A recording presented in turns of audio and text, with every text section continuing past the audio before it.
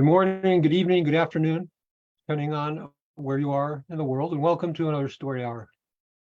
I'm Daniel Marcus, your host. My fabulous co-host is Laura Blackwell, and I hope that you're all healthy and safe and taking care of yourselves and your loved ones in what continue to be deeply weird times. I started Story Hour in the first weeks of the pandemic, over 3.5 years ago, with the intention of just creating a space for my writer friends and I to just sit around and share work and create kind of a sense of community in a scary time. Laura joined me as co-host shortly thereafter, and it has just grown beyond either of our wildest expectations. We've been at it for 3.5 years now, every week, week in, week out. And we have had just an army of wonderful writers through these rooms, covering every point in the vast map that is the world of speculative fiction. So it's really been a privilege, and continues. The idea is pretty easy. I like to think of it as the oldest form of human entertainment, which is folks basically sitting around telling each other lies. We do exactly that here at Story Hour. We have two writers, 30 minutes each, sharing their work. So tonight we are very happy to welcome Patrick Barb and Lindz McLeod. I'm also very happy to announce that we've received a Sefwa Givers Grant for 2023 so that we can continue to keep the lights on and these virtual rooms open and bring you what we like to think of, which we believe is some of the best in spoken word speculative fiction you can get. And it's great to not have to keep paying for this out of pocket for me. So before we go on to authors' recommendations for worthy causes, we'd like to call your attention to how you can support the writers on the front lines of the WGA and SAG-AFTRA strike. The Entertainment Community Fund, founded in 1882, if you can believe that, offers a huge spectrum of programs, workshops, support groups, online resources, and emergency financial assistance to support the essential needs of everybody who works in performing arts and entertainment. And so check them out, please. That's entertainmentcommunity.org. It's our custom to ask authors to indicate a worthy cause for us to call your attention to. If you're fortunate enough to be in a position to help, that's great. If not, just be aware, share awareness, or we just want you to know about these efforts. Patrick is reading tonight for the Minnesota Freedom Fund. That's mfreedomfund.org. The Minnesota Freedom Fund envisions a world where justice restores the humanity and dignity of all involved. We fight, they fight to exist in a world where every individual has access to resources to lead healthy and full lives. The Minnesota Freedom Fund pays criminal bail and immigration bonds for those who can't otherwise afford to, as they seek to end discriminatory, coercive, and oppressive jailing. Their goals are threefold: immediate relief to communities, systemic change to Minnesota's criminal justice system, and building solidarity, capacity, and collaboration for broader change. That's mfreedomfund.org. Lindz McLeod is reading tonight for Groceries for Writers. It's www.humanitasprize.org/groceries-for-writers. They support feature film and television writers in our community as they stand for fair pay, protections in the workplace, recognizing that this action may result in financial hardship for writers and their families. Humanitas is distributing grocery store gift cards to current WGA writers in need, and these cards will be dispersed while supplies last. Humanitas will be prioritizing writers who are early in their careers. One thing we forgot to do is decide which of you goes first. So I'm going to semi-arbitrarily, without ceremony, decide. We're going to start off with Lindz McLeod tonight. Lindz is a queer working class Scottish writer and editor who dabbles in the surreal. Her prose has been published by Apex, Catapult, Pseudopod, The Razor, and many more venues. Her work includes the novelette Love, Happiness, and All the Things You May Not Be Destined For. That is such a great title. From Assembled Media 2022, as well as the short story collection Turducken, reprinted in 2023 by Spaceboy Press. Nice. And her debut novel Beast, Bridgegate Press 2023. She is a member of SIFWA, the president of the Edinburgh Writers Club, and a rogue mentor to 6 talented mentees. Lindz, welcome. And the floor is yours. Thank you very much for having me. I'm really excited to be here. It is 3 a.m. my time, and I'm still full of energy. So I'm really excited to be reading from my collection, Turducken. The stories that I'm going to be reading will be in this collection tonight. So I thought I'd start off with a particular horror favorite of mine, Them at Number 74, which was published by Pseudopod. And which I wrote after imagining what it would be like if my parents murdered people. So there are murders in this story. There's a mention of infidelity. That's pretty much it. When body number 4 is discovered, Mrs. Patterson thinks that surely now she and her husband will be caught. Days creep past, then a week, 2, 3. Their excitement and relief begin to fade. Once again, the desire blossoms, delicate at first, but growing bolder as the hours and days pass. Over a dinner of chips, peas, and gammon steaks, Mrs. Patterson ventures a suggestion that perhaps it's time they do another. Her husband chews for a moment, points out that there's another James Bond marathon on this weekend that they won't want to miss. She cedes the point. Seeing her disappointment, he suggests that he can't rule out the possibility that they might kill again sooner if someone suitable pops up. Play it by ear, he says. Pass the salt, please. On Thursday afternoon, Mr. and Mrs. Patterson have resigned themselves to an early evening. They're driving towards Aldi to pick up breakfast items, soft white bread, margarine, sausages, and eggs. Tonight, they weren't planning to do more than order a Chinese takeaway and have a glass of red wine while watching Gogglebox. But as their car passes the petrol station, Mrs. Patterson glimpses dark hair, wild, untamed, unparted, as if Moses had never even heard of the sea, and something snaps.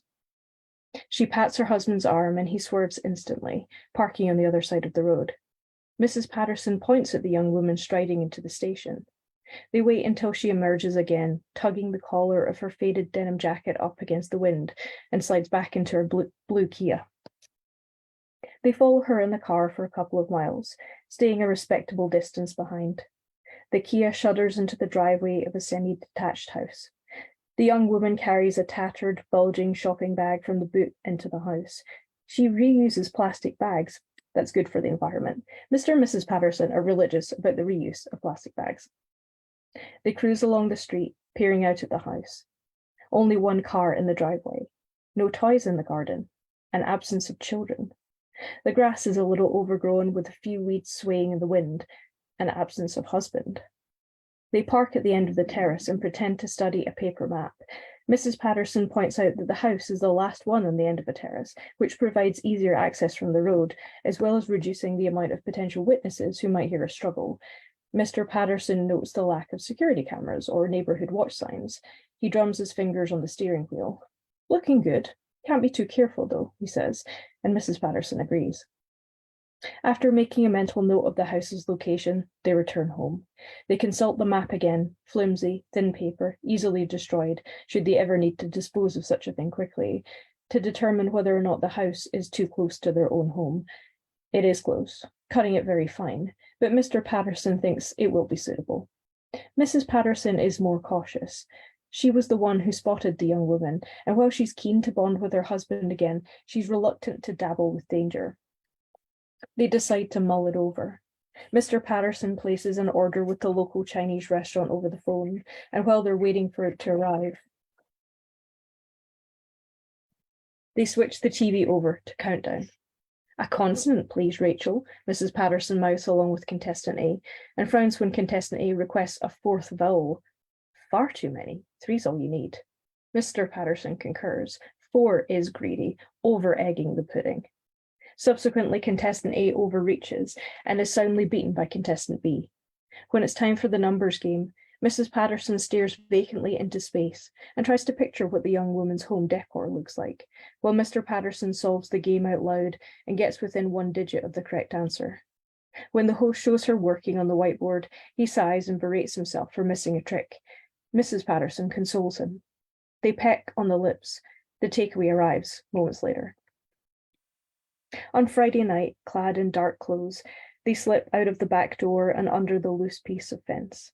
The hills between their village and the slightly larger town are pockmarked with warrens. They move at a steady pace, smothered in starlight. It takes them just under an hour to get to the house. Mrs. Patterson uses a small lock-picking kit, an excellent bargain from a local charity shop, to unlock the back door. They sidle inside, checking each room carefully before entering. On the ground floor, the lights are off. A cursory examination of the living room proves that there are no toys littering the carpet, nor any chew sticks or bones. The shoe rack by the front door contains only one size of shoe. The jackets hanging on the pegs are feminine. Mr. and Mrs. Patterson watch a lot of crime shows, and they have learned several important lessons. Do not check out the crime scene beforehand. Do not return to it afterwards for any reason. Get in quickly and get out quicker. Do not photograph or otherwise film the house or victim. Leave your mobile phone at home lest the police use location data to track you. The young woman is upstairs. Footsteps creak on the landing. As soft slipper treads can be heard on the stairs, Mr. Patterson offers Mrs. Patterson the opportunity to strike first. She declines. She did the last one. Fair is fair. They stand either side of the kitchen door. The young woman makes it precisely 1 step inside before Mr. Patterson stabs her. After the knife slides in and out again, the young woman judders a couple of times, collapses face down onto the floor, and stills. A faint bubbling, probably a collapsing lung, red tinging her lips. Not much fanfare, but then again, they aren't dramatic people. Mrs. Patterson wouldn't say that they're professionals. Not at all. Very amateur, in fact, although she'd admit that they're both keen enough to improve. But after the 5th time, something shining and golden emanates from both of them as they stand over the body of the young woman. Glancing around, Mr. Patterson remarks on how clean the grouting is between the kitchen tiles. Mrs. Patterson agrees and adds that the skirting boards are likewise free from dust and grime. Kept a nice house, so she did. They stare down at the body and hold hands like they did when they were courting, tightly, with coiled, anticipatory energy. They're back home in just enough time for a rerun of Pointless. On Saturday, they do some gardening. Mrs. Patterson loves her hanging baskets. When the storm comes, the rain pelts the flowers, knocking petals and leaves to the ground with casual cruelty. Mrs. Patterson watches, tears brimming in her eyes, until Mr. Patterson braves the wind, fleece pulled over his head, and slides the babies under the patio table to shelter them. Dinner is a shop-bought lasagna and garlic bread. Dessert is fruit, because Mrs. Patterson thinks her favourite jeans are getting a bit tight around the waist again. Mr. Patterson, whose expanding and contracting stomach is rarely a source of consternation for him, dutifully agrees to commit to a diet in solidarity.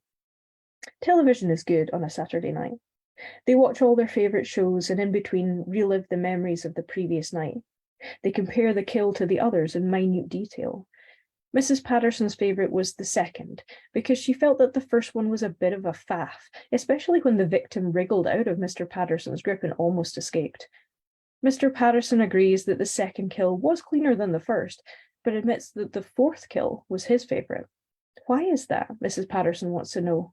Because it was the first time you smiled afterwards, he says. She rolls her eyes. Oh, you're no romantic. You know you love it, he says. On Sunday, their son comes for dinner with his fiancée.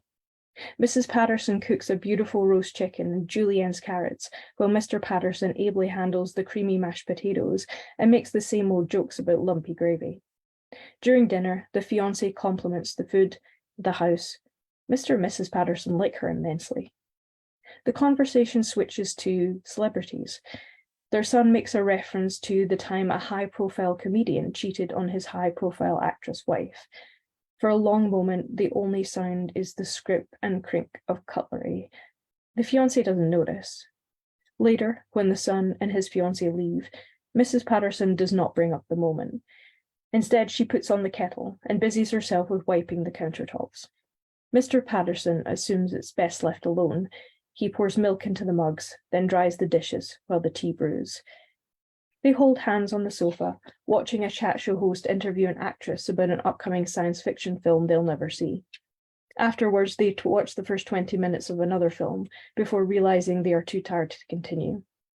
They brush their teeth together, recounting the evening's events. The conversation leads, as it previously does, into a brief discussion of the son's previous girlfriends. As always, they decide that some were more tolerable than others, but that the fiancée is easily the best, prettiest, kindest, most well-suited one. Their son seems very happy. This pleases them. The decision soothes them with its familiarity. Mr. and Mrs. Patterson kiss goodnight and go to bed in separate rooms. He snores, she has restless legs, and they firmly believe that one of the keys to a successful marriage is a good night's sleep. On Monday, Mr. Patterson plays squash with ex-colleagues. Mrs. Patterson has lunch with two long-standing friends, then spends an hour swimming the calories off in the local pool. At home, they have a coffee and catch up on the events of the day. Dinner is leftover roast chicken and chips. Dessert is clementines, which Mr. Patterson peels and divides into segments, eating during the chase. By the time Who Wants to Be a Millionaire is on, they're ready for another coffee. Mr. Patterson answers several questions incorrectly in order to make Mrs. Patterson laugh. They retire to bed, pleased with their productivity. On Tuesday, their daughter phones for her usual weekly chat and inquires after their security measures. Mr. Patterson assures her that they lock the door carefully every night and have an alarm system. Their daughter mentions the recent murders. Mrs. Patterson repeats her carefully rehearsed lines about the victims, all different genders, sexualities, and races. No known links between them. The daughter persists, but as soon as Mrs. Patterson begins to quote the Sun newspaper, she changes the subject by habit, as they knew she would. They finish up the phone call with cheery goodbyes, safe in the knowledge that they are the last people in the world who would be suspected of such crimes. They were witnesses at their gay neighbour's civil union over a decade prior. They frequently lend a hand in the biannual village fair, although they do prefer to keep to themselves. They're frequently seen on the nearby hills, walking Mrs. Patterson's sister's beautiful Alsatian. Mrs. Patterson would like to have a dog, but Mr. Patterson has pointed out that a dog restricts your freedom. Mrs. Patterson likes to feel free while staying firmly in her comfort zone, so a dog is off the table, for now. On Wednesday, they drive out to the shopping centre and have tea and scones before browsing the clothing stores. Mrs. Patterson wonders how they ever got so much done before they retired. Mr. Patterson reiterates the point, detailing how every day seems so full of activity. She does not mind that he remakes her points as if they were his own.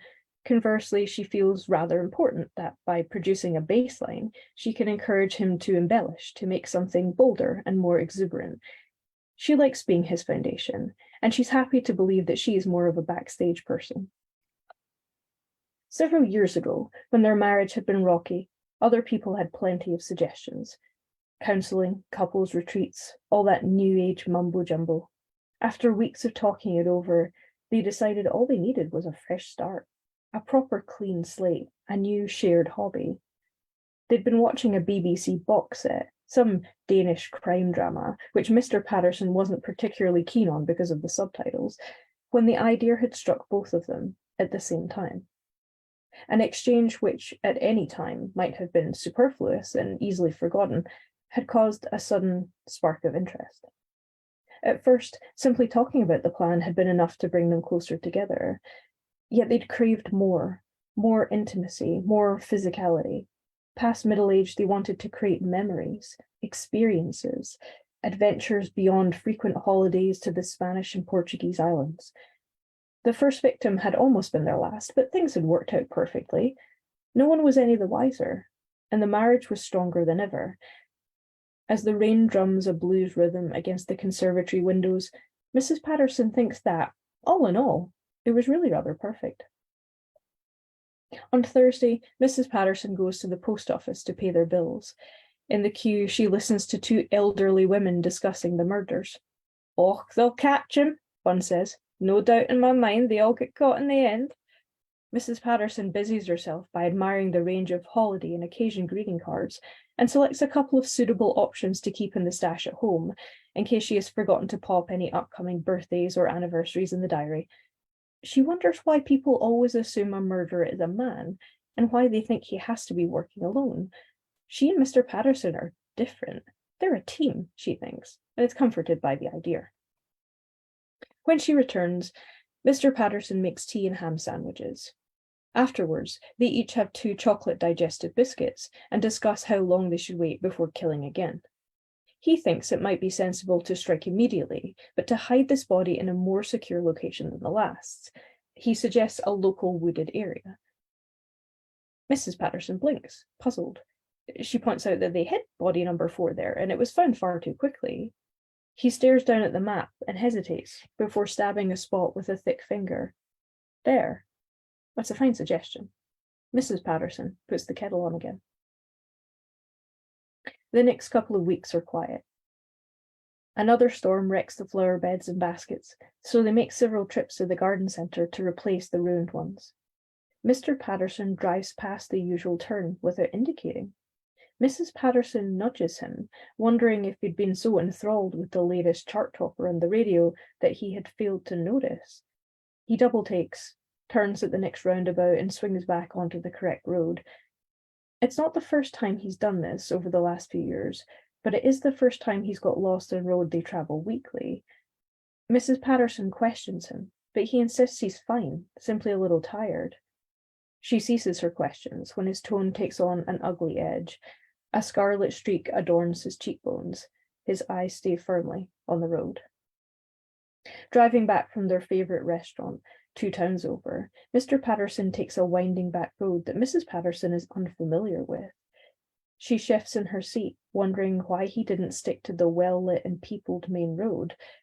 For the first time, the awareness of the items packed neatly in their trunk, black bags, shovels, 1 large sterilized knife, hand sanitizer, spare towel, rings an uncomfortable warning. She'd chosen and purchased each of them, yet she'd never quite comprehended the enormity of their presence. The road is lined with unclothed trees, branches shivering in the darkness. She slides cold fingers onto Mr. Patterson's knee and is relieved to see him glance over, smiling, as if the thought had never crossed his mind.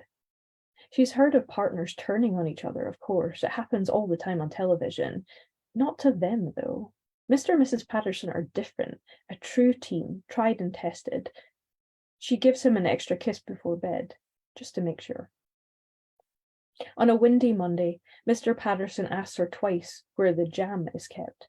He's baffled when she gently suggests that there might be something wrong, and then angry when she realizes what she's getting at. He doesn't need a doctor. He's still in the prime of life.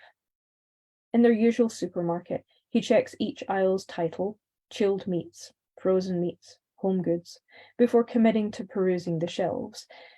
Mrs. Patterson notices this new habit, but has the sense not to address it immediately.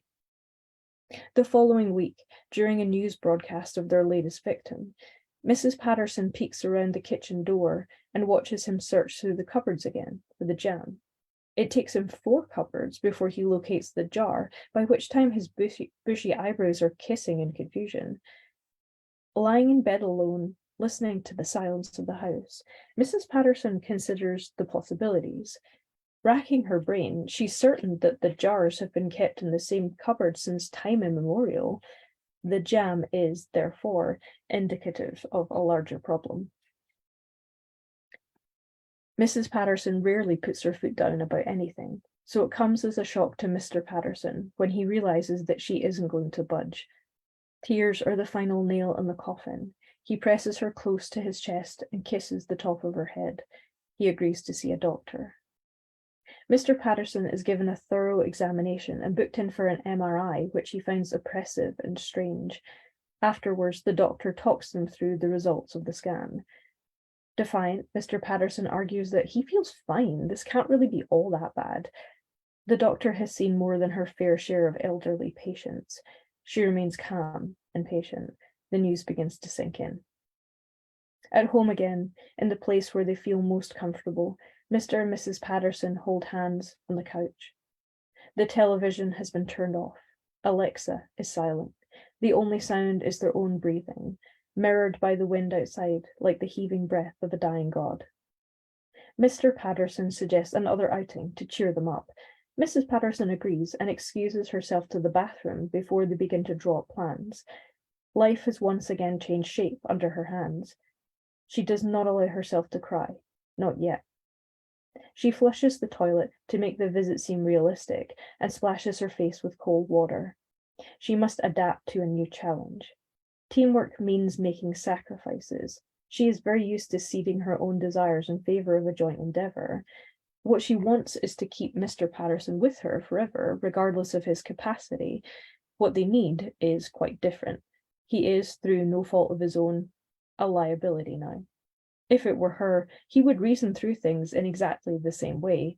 He's always been a very practical man. She stares into the mirror. The woman looking back knows that her next kill will be her last. She'll let him believe that they have something exciting to look forward to. She'll remind him that he has been her whole world and that their marriage has been strengthened by their choices. Love is a verb, or so they say. There won't be any sudden movements or black bags or shovels. Just a soft slide into darkness, as easy and painless as falling asleep. It is the best and last gift that she can give him. After all, Mrs. Patterson loves Mr. Patterson. Thank you. Do I have time for a very short one as well? You have a wee bit of time. Okay, then I will do the shortest story in this whole collection, which is incredibly short, but actually might be one of the darkest things I've ever written. It's called Gleam, and it was published by Bag of Bones. Winter, year 1. Mum says we need to start thinking about the future. The herd needs to multiply, whether they want to or not. Winter, year 2. Cows don't plough well, but they're all we have. The old man next door traded us a whole heap of winter clothes for just one cow. Mum laughed and said the guy was thinking with his pin bone, but I didn't get the joke. I still don't. Winter, year 3. Mum let me pick the straws to choose which cow she slaughters. I thought it would feel easier that way, but it didn't. A couple died of the flu last month. We had to burn their bodies in case it spread. Winter, year 4. They trust me because I sneak them extra feed. Now that I'm almost grown, Mum lets me groom them. I sing to them sometimes. They get scared easily, but I think they like my songs, especially Daisy. Winter, year 5. Mum says I have to kill my first one this year. Says she needs to know I've got the stomach for it, to continue on if anything happens to her. Winter, year 6. A cow ran away with her calf. Mum strung them up in the yard as a warning to the rest. The herd won't let me anywhere near them now, not even Daisy. Last time I tried, she bit me. Winter, year 7. I lied. We never owned cows. Thank you. Oh, man. Lindz, McLeod, everybody, thank you so much, Lindz. Thank you. That was very fun. Really, really wonderful stories. It is our custom here at Story Hour to just pause a moment between authors, just breathe, let the work resonate, do whatever we need to do mentally, emotionally, spiritually to sort of shift gears and be open to the next author. So we're going to just take a couple of breaths and then move on. Thank you so much, Lindz.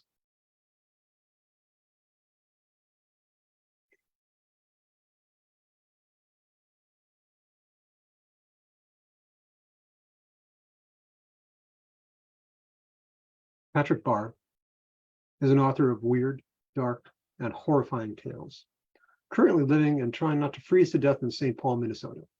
He's the author of the novellas Gargantuana's Ghost from Gray Matter Press and Turn from Alien Buddha Press, as well as the novelette Helicopter Parenting and the Age of Drone Warfare from Spooky House Press.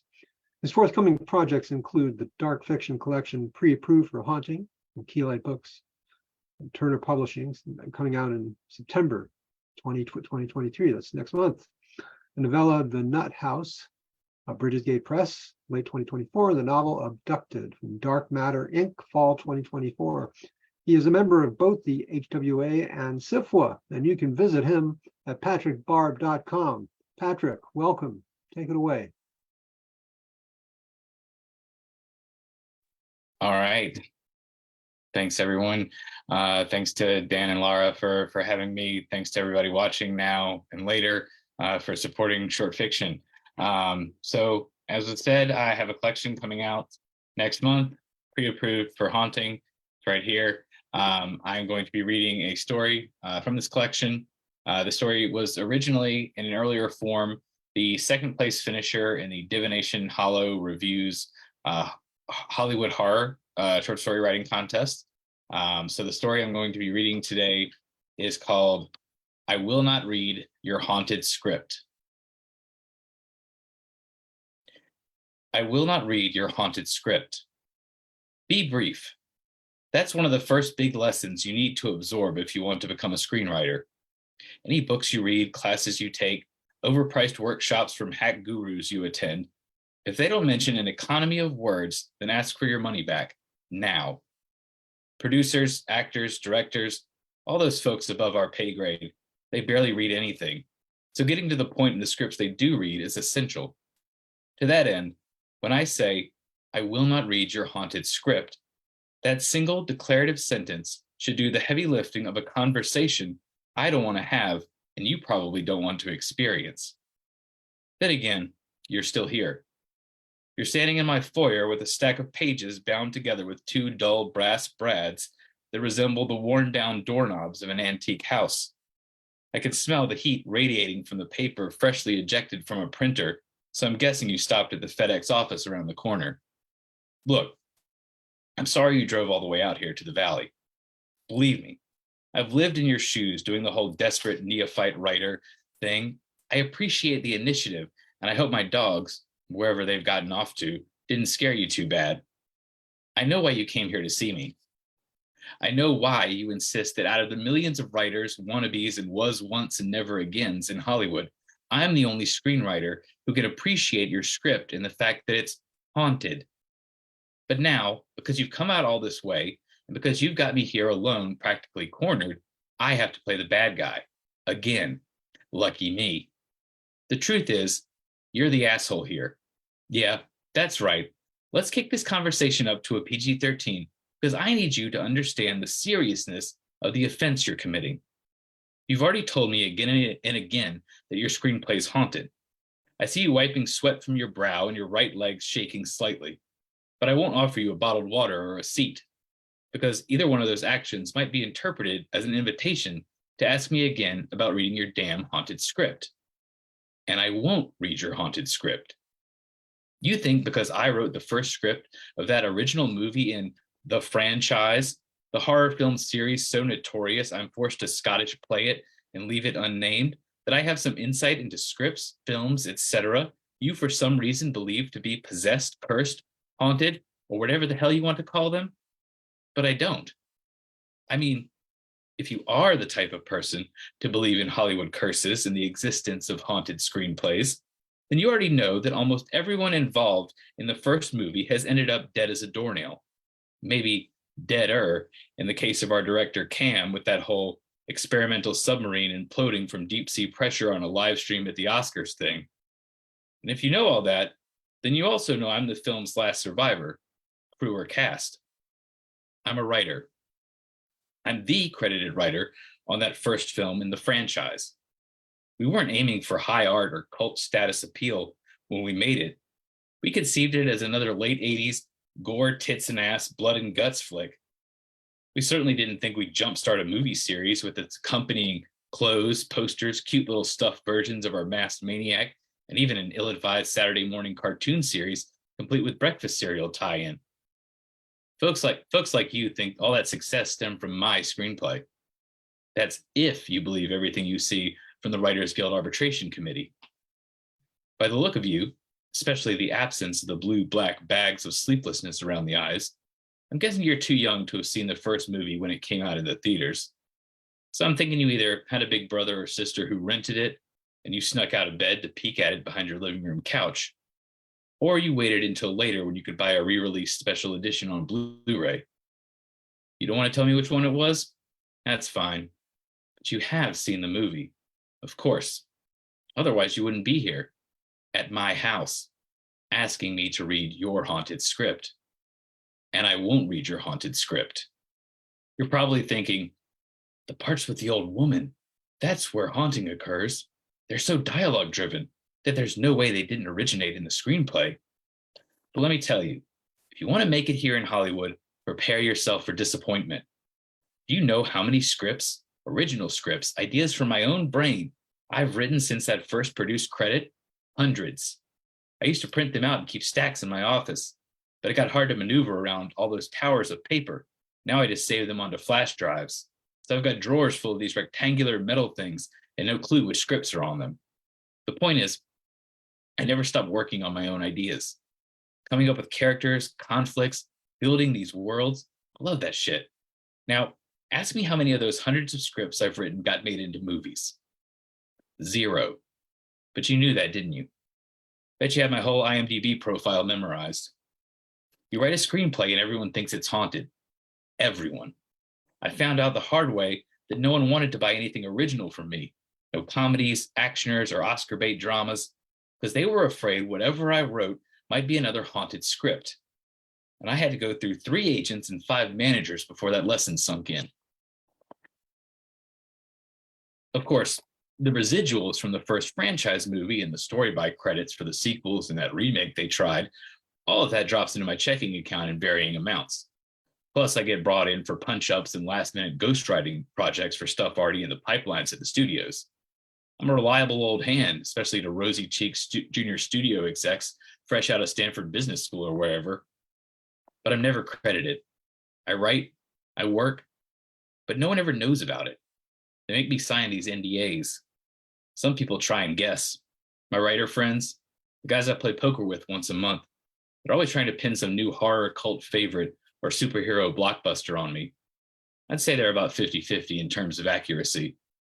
Still, with no new credits to my name, it's like I don't exist out here.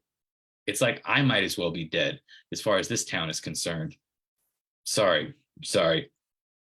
I've become a melancholy middle-aged fuck. I either started drinking too early or started too late. I can never tell the difference.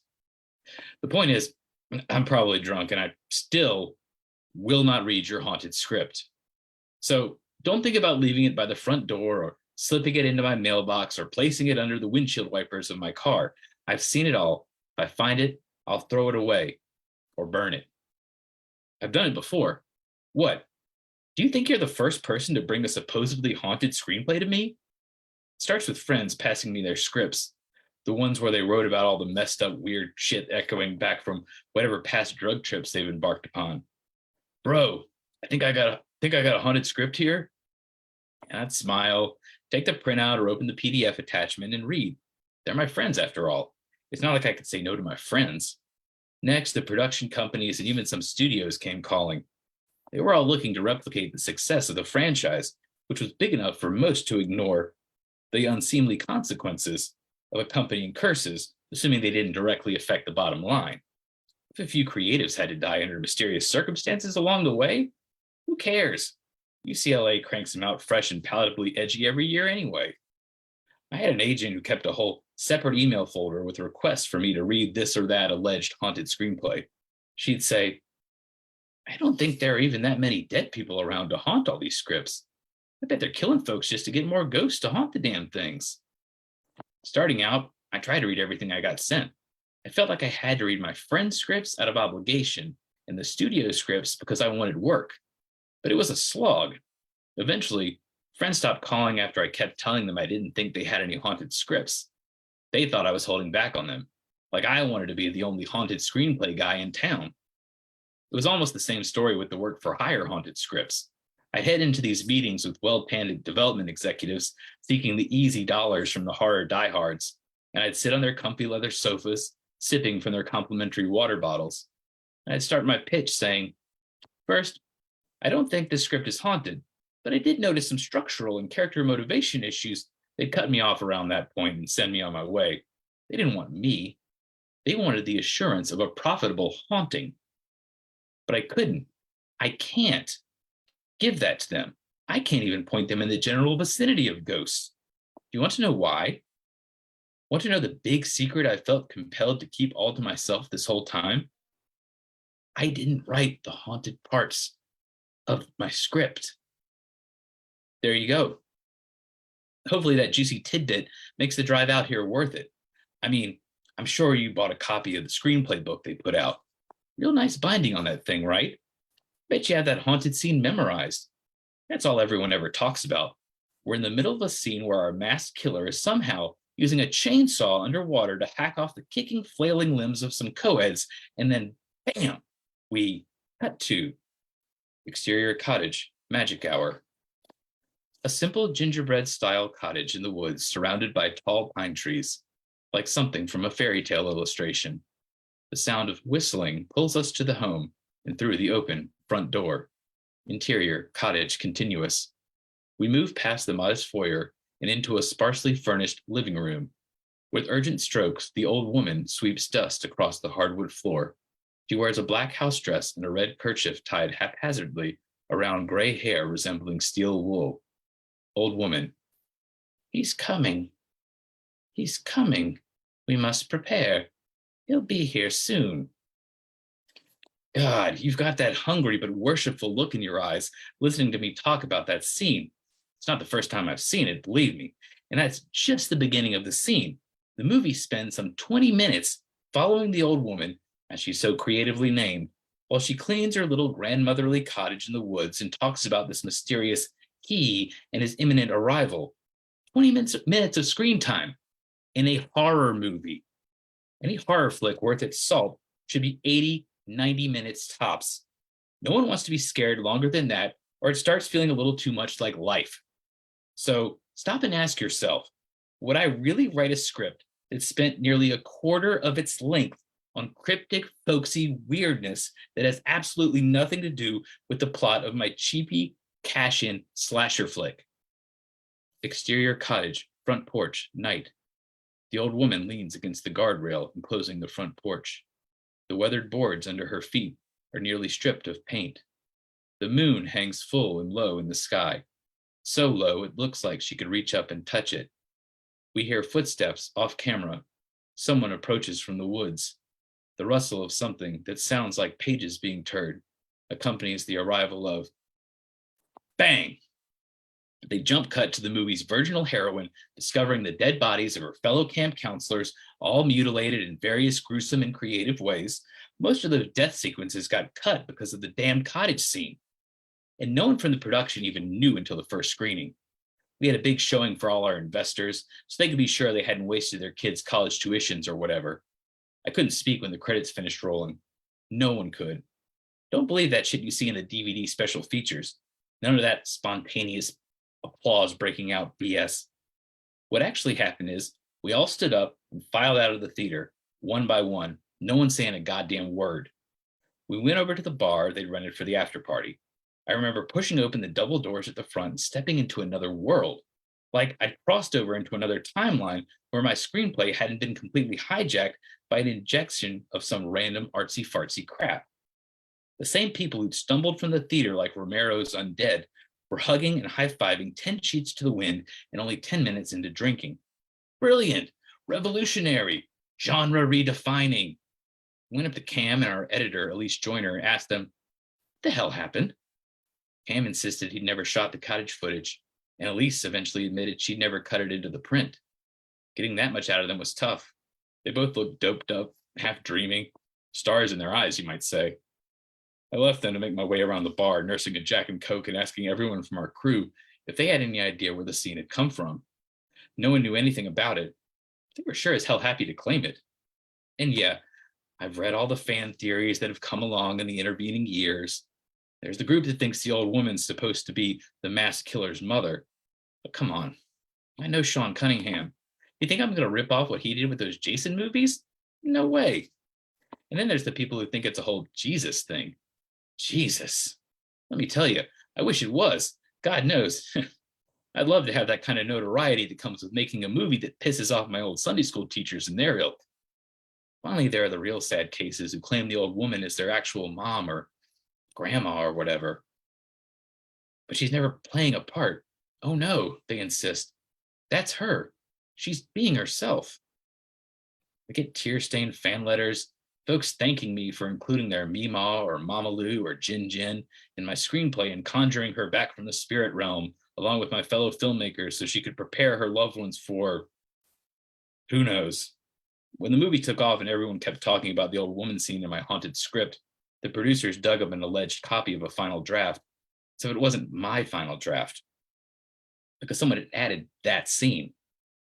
I sure as hell hadn't, but it looked like I had, and we're talking about Hollywood, where each and every day the way things look will win out over the way things are. It became my haunted script. I'll carry that with me the rest of my life, for the rest of whatever I patchwork together into a career. And I hate that. I hate it. So no, I won't read your haunted script. You know what? We're done here. Let me get this door for you and you can get on your way, and I'll get back to not reading your haunted script or anyone else's. Step right this. What the hell? There's not supposed to be a fade in, exterior, forest, night. The moon hangs fat and heavy among the pines. The writer, a middle-aged man with a receding hairline wearing sweatpants, flip-flops, and stretched out Star Wars t-shirt, turns at the sound of a door closing behind him with a click.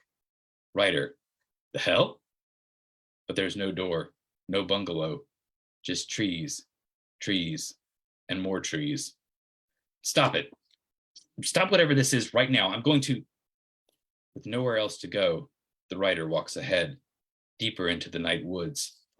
Pages of the screenplay he now holds rustle back and forth along the forest floor, like tall blades of grass caught by an autumn wind.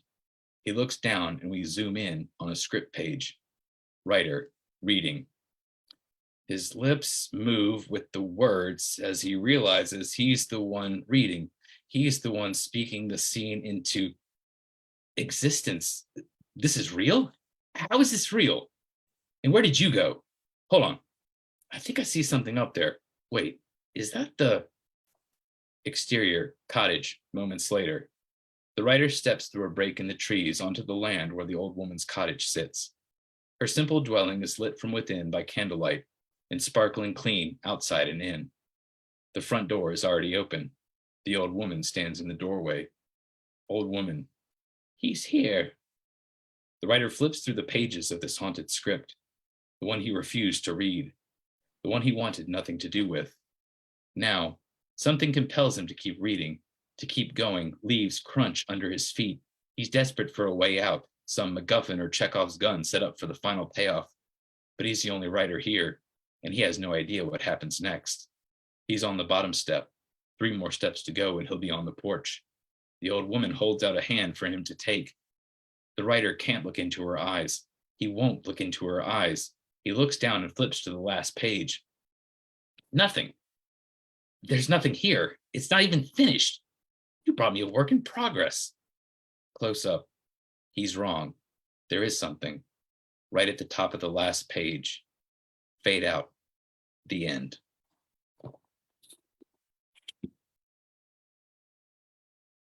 There we go. That was delightful. Thank you so much. Wow, Laura, what a great evening. Such amazing voices in these stories. Yeah, Yes. really wonderful work. Lindz, McLeod, everybody, Patrick, Barb, thank you so much. And folks, call on back anytime. Just give us a shout. We'll set it up. And thank you all out there for coming back again to another week of Story Hour. Wow, what a night. I want to thank my fabulous co-host, Laura Blackwell, without whom this would not be possible. And next week, we are very happy, I'm very excited to have Jean-Paul Garnier and A.T. Greenblatt. So come on back and we'll see you then. Thanks, everybody. Bye-bye.